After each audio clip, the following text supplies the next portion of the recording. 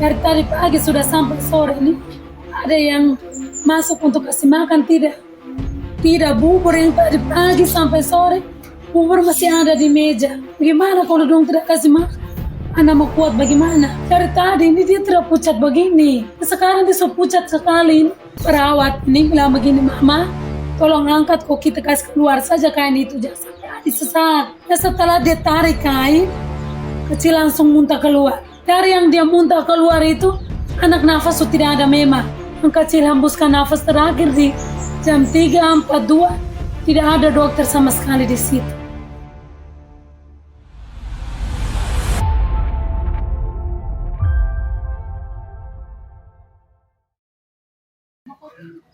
Waktu dia sakit, saya bawa ke puskesmas. Habis di puskesmas, dikasih obat penurun panas dengan muntah. Habis sampai di rumah saya sudah kasih 2 hari, tidak tahu sembuh. Akhirnya saya bawa ke IGD. Sampai di IGD, ditangani oleh dokter di sana. Dia suruh nginap. Waktu itu dia nginap di tanggal 28. Karena kami nginap di situ. Malam pertamanya tidak. Malam keduanya dia sempat demam. Dari demam, habis dikasih obat, disuntik. Lewat berapa menit begitu dia kejang. Dari kejang situ, malam pertamanya dia kejang, malam keduanya dia kejang, semalam hari esoknya lagi dia masih kejang. Akhirnya dari kejang itu dirujuknya ke ICU. Ya, dirujuknya ke ICU. Habis setelah di ICU disuntik obat. Yang kami tanya di dokter, bilang obat itu obat untuk tidur. Jadi dia tidur panjang begitu. Ya dari situ, dari berapa hari sekitaran kami di ICU, 5 hari. 5 hari di situ. Masuk malam keempatnya, dia punya bapak kasih tahu di perawat, bilang, coba kasih stop obat yang tidur. Apakah dia masih kejang? Tidak. Setelah dikasih keluar obat tidurnya, kejang sudah tidak, tapi anak tidak sadar. Dia tidak sadar.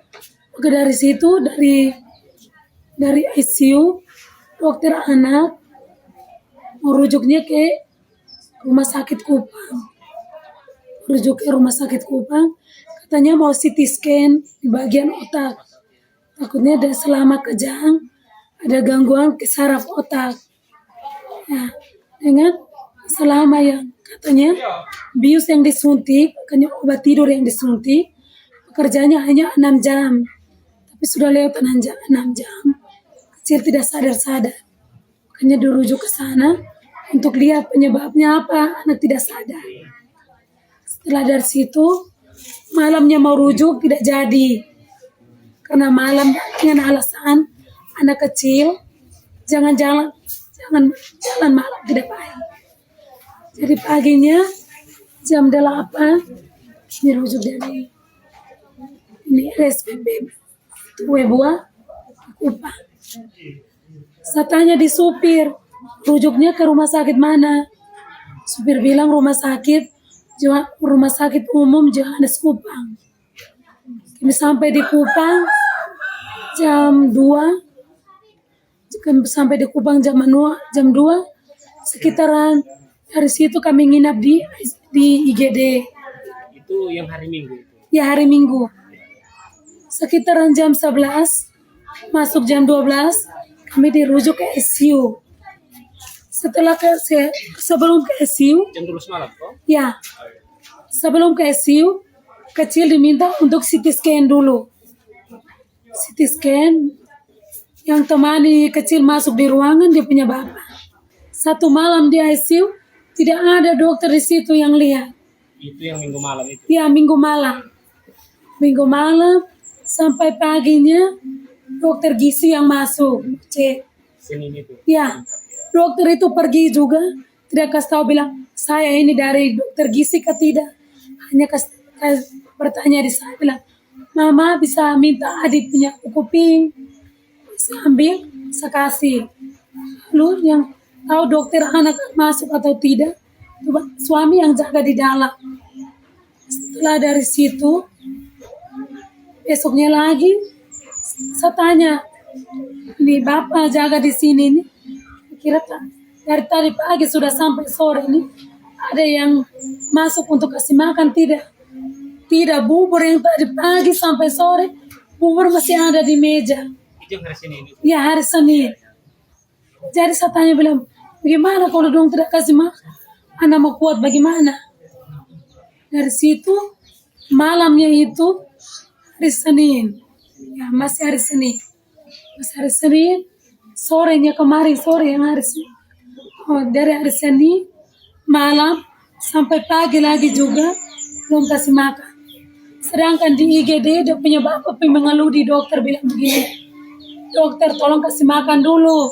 Karena tadi kami rujuk dari Betun ke sini, hanya kasih makan pagi saja. Dokter bilang begini, bapak, setelah sampai di ICU, baru dokter kasih makan di situ. Ternyata sampai di ICU juga tidak kasih makan. Paginya sampai sore juga tidak kasih makan. Hanya kasih susu di pagi itu saja. Senin pagi. Malamnya itu juga begitu. Dokter tidak masuk sampai pagi. Anak tidak kasih makan dari malam sampai pagi. Malam paginya itu dong minta susu di kami. Minta susu di kami. Nah saya bilang begini, kami hanya bawa dia punya susu dari rumah, susu SGM. Dia bilang, ini kakak bisa kasih untuk kami, kasih tahan untuk adik dulu. Nah, kami kasih. Susu itu masih ada sampai sekarang. Saya kasih, dikasih susu yang kami kasih itu, kasih untuk dia. Dari situ, hari Selasa pagi. Sedangkan hari Selasa pagi, dia punya bapak bersihkan habis dia buffer saring yang pagi dong kasih masuk di ICU masih ada di situ. Dia bapak bilang begini, ini ibu jam berapa baru kasih makan? Bapak tunggu saja. Bapak tunggu saja. Bapak tunggu. Nah dari jam 3 dia punya tante yang jaga dia di dalam. Bapak keluar, kami dua ada makan. Tante bilang begini, jam sudah mau 3. Tolong masuk kita berdoa dulu. Jam 3 pagi. Jam 3 tidak, jam 3 sore. Oh, jam 3 sore. Yang Senin sore itu. Tidak, Selasa kemarin. Selasa kemarin. Dari jam 3 kami masuk berdoa. Berdoa ke Rahima. Kami habis berdoa. Senin siang. Ya Senin siang sampai malam. Dari Senin siang sampai malam tidak ada dokter di situ. Sampai yang Selasa pagi kemarin yang dia bapak bersihkan dia habis kami doa lihat. Itu yang sampai Selasa sore yang kemarin kami masuk berdoa itu tidak ada dokter di situ. Nah kami masuk berdoa habis. Saya habis berdoa, penutup, perawat masuk. Saya bilang begini, sementara kami berdoa dia bilang, mama maaf mengganggu. Saya bilang tidak apa-apa, masuk saja. Masuk begini. Nih. Di Senin sore yang kami berdoa itu di Senin sore. Lalu dia bilang begini, ini kakak maaf mengganggu. Saya bilang tidak apa-apa, kami cek adik dulu. Begini masuk, habis begini. Sementara yang kami berdoa kecil dia punya air liur ada mengalir. Jadi dia punya tante yang bersihkan. Saya bilang begini kakak, bangun kau lihat dulu. Dia punya bapak bangun, dengan dia punya tante ada bersihkan. Dia bersihkan begini. Terlama habis kami berdoa, saya ada berdiri di samping. Perawat ada kasih tahu dia bapak bilang, bapak tolong ke apotek ambil selang untuk sedot saja dia punya air liur. Jadi dia bapak sementara ke apotek. Nah, di situ ada saya dengan dia punya tante. Dia sementara di kepala ada alas kain. Jadi perawat ini bilang begini, Mama, tolong angkat kok kita kasih keluar saja kain itu, jangan sampai Adi sesat. Dan setelah dia tarik kain, kecil langsung muntah keluar. Dari yang dia muntah keluar itu, anak nafas sudah tidak ada memang. Saya tanya bilang begini, kakak, dia sebagaimana ini? Dia bilang, tidak apa-apa kakak, tenang saja. Saya bilang, kakak, dari tadi ini dia tidak pucat begini. Dan sekarang dia so pucat sekali. Nafas juga tidak ada di dada di saya lihat. Dan kakak tidak apa-apa, kakak tenang saja. Nah, setelah dari situ, dia raba-raba dari yang monitor itu, oksigen sudah tidak ada. Dia kasih masuk ini O2 yang bantuan yang itu kita, ini bantuan tenda saja yang bikin pompa saja begini ini. Jadi dia bilang begini, kakak tolong kakak dong di luar, kami bantu di dulu. Dari situ yang masuk pertama itu hanya perawat 2 orang dengan dokter praktek 2 orang. Dari situ saya bilang begini, kakak tolong bisa panggil dokter untuk lihat kan. Dari situ dong telepon dokter anak. Dokter anak itu dia punya nama Dokter Maya. Telepon dokter itu, dokter hanya lihat, dokter hanya datang berdiri lihat di pinggir ranjang yang kecil tidur. Dokter hanya ngomong di kami bilang begini, Mama berdoa saja. Saya masih ada pasien di sebelah. Saya lihat pasien di sebelah dulu. Nah dari situ dokter keluar terus saja begitu, tidak masuk lagi begini. Sementara yang pompa ini dokter yang ini dokter praktek. Dari situ dia punya bapak bilang begini, bapak masuk lagi, dia bapak tadi sapi anak baik saja, kok masuk begini anak sebegini nih, buat bagaimana ini? Dan tidak, tadi bapak dia ada. Tidak kasih tahu bilang muntah tidak. Tadi ada anak ada sesak. Makanya kami bantu dengan pompa begini. Jadi selama yang jam 3 lewat habis kami berdoa itu tidak ada dokter sama sekali di situ. Habis dari situ sampai jam 5.50 tidak masih sore. Jam 5.50 tidak ada dokter juga.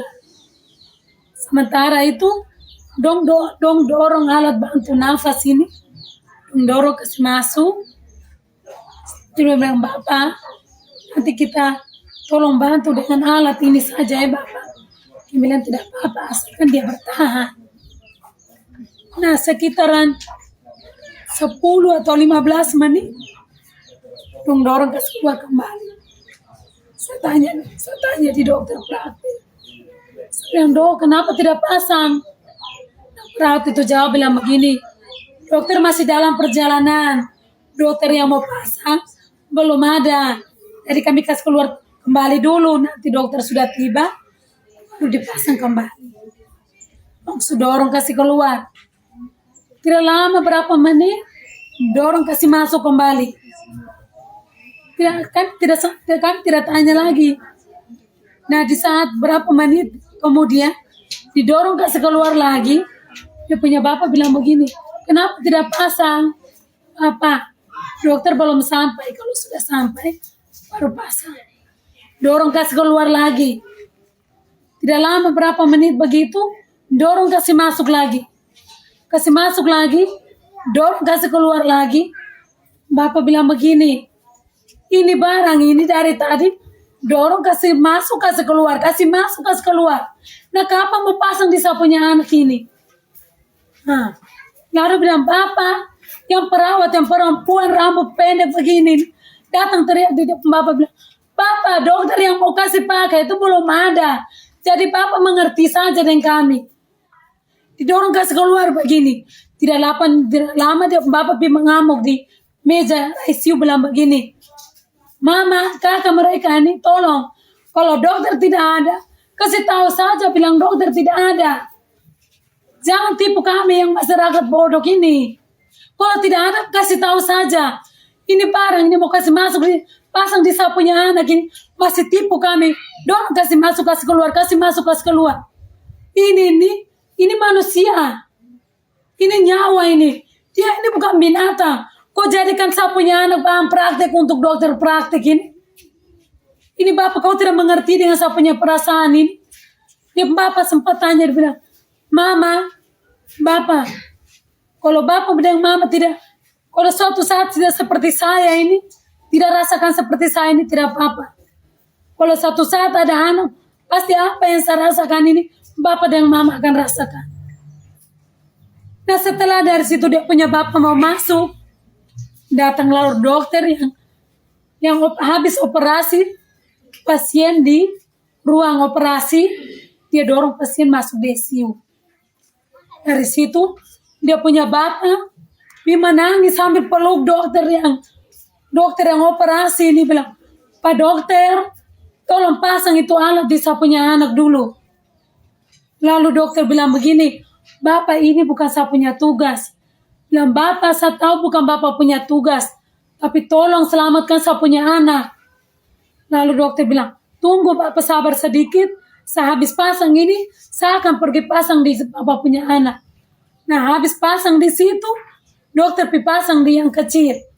Habis dari situ baru dia bilang begini, Bapak berdoa saja.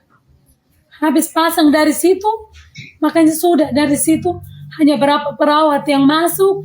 Dari situ yang dong dia pasang sampai di jam 3 lewat.